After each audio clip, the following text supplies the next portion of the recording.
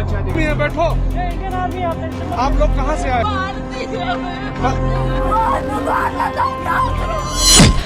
वहाँ पे हिंदुओं को पूछ के मार रहे थे।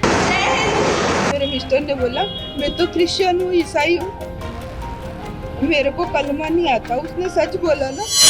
तुम हिंदू हो या मुसलमान, अगर मुस्लिम हो तो कलमा पढ़ के सुनाओ, अपनी पैंट उतारो। 26 लोगों के खून से सनी पहलगाम की ये ज़मीन चीख चीख के पुकार रही है कि मुझे इंसाफ चाहिए, मुझे इसका जवाब चाहिए। उन मासूमों के कत्ल के पीछे सिर्फ एलओसी के पास से आए पाकिस्तानी टेररिस्ट नहीं थे। हमारे अपने ही लोगों ने हमारे भरोसे का खून किया था। कश्मीर के ही लोगों ने उन मासूमों की जान लेने में टेररिस्ट की मदद की।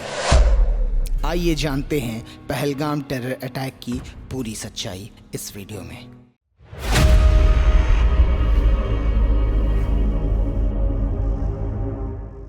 बाईस अप्रैल 2025 के दिन हमारे भारत देश में कश्मीर के पहलगाम में एक हमला हुआ।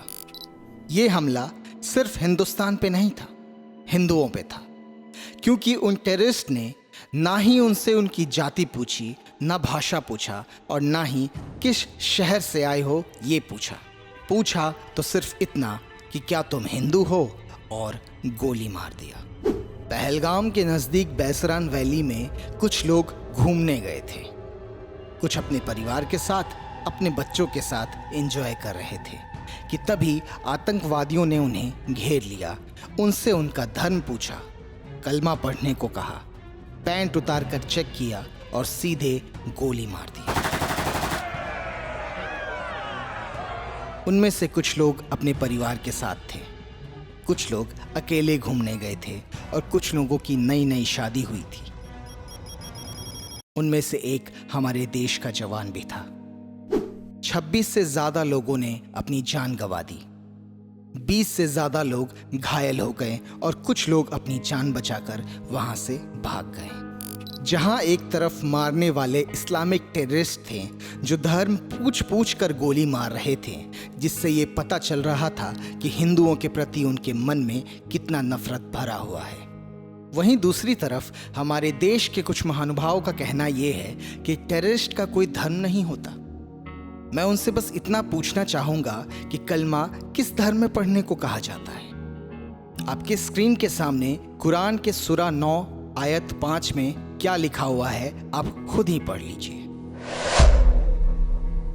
जहां एक तरफ मारने वाले की सोच में जिहाद था, वहीं दूसरी तरफ बचाने वाले की दिल में इंसानियत। सैयद आदिल हुसैन जैसे मुसलमान ने ये कहते हुए अपनी जान दे दी कि उन्हें मत मारो, वो हमारे मेहमान हैं, उन्हीं से हमारी रोजी रोटी है।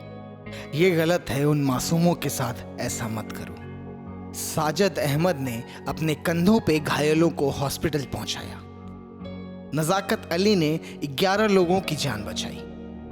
दिल से सलाम है इन मुसलमान भाइयों को, जिन्होंने न जाति देखा न धर्म देखा, तो बस इंसानियत। जहां कश्मीर के कुछ लोगों ने हमारे भरोसे का खून किया और हमारे देश के लोगों को मारने में टेररिस्ट की मदद की, उनमें से 15 ओवरग्राउंड वर्कर्स थे जो लोकल कश्मीरी थे। अब तक 100 से भी ज़्यादा गिरफ्तारी हो चुकी है और लोगों से पूछताछ चल रही है। वहीं दूसरी तरफ सैयद अली, नज़ाकत अली, साजिद अहमद जैसे मुसलमानों ने हमारी इतनी मदद की। सैयद अली अपने घर का एक लौता था कमाने वाला। आप ज़रा सोचिए कि उनके बूढ़े माँ बाप पे क्या बीत रही होगी, पर फिर भी उनके पिता ने ये बयान दिया कि उन्हें गर्व है कि उनका बेटा अपने देश के लिए मरा, ना ही जिहाद के खातिर पाकिस्तान के लिए। आज भारत देश के कई मुसलमान भी शर्मिंदा हैं। वो भी यही चाहते हैं कि इस नीच हरकत का जवाब पाकिस्तान को मिले।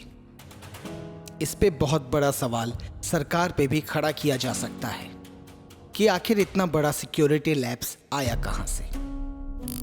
चाहे सरकार कांग्रेस की हो या बीजेपी की, हमने हमेशा से कश्मीर में अपने लोगों को खोया है। इसके जवाब में मैं बस इतना कहना चाहूँगा कि जब तक हमारे घर वाले खुद धोखा देते रहेंगे, हम कभी भी इस चीज़ में कामयाब नहीं हो सकते। हमें सबसे पहले घर से ही गद्दारों को दूर करना होगा, उन्हें ढूंढ ढूंढ कर मारना होगा। फिर पाकिस्तान क्या ही चीज़ है।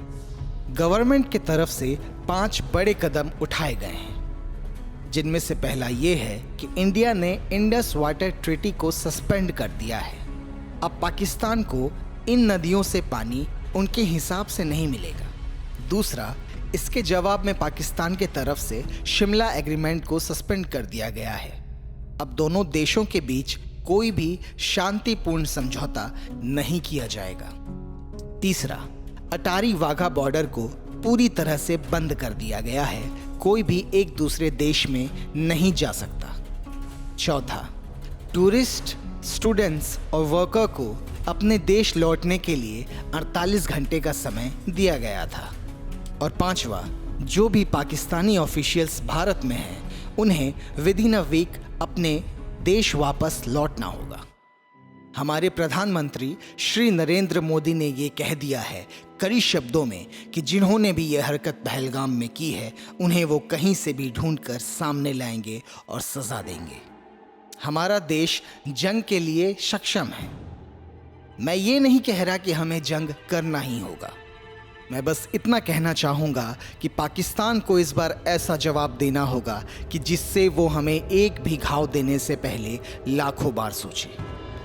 नरेंद्र मोदी जी ने हमारे एयरफोर्स को फ्री हैंड दिया है और पहलगाम अटैक का बदला लेने को कहा है।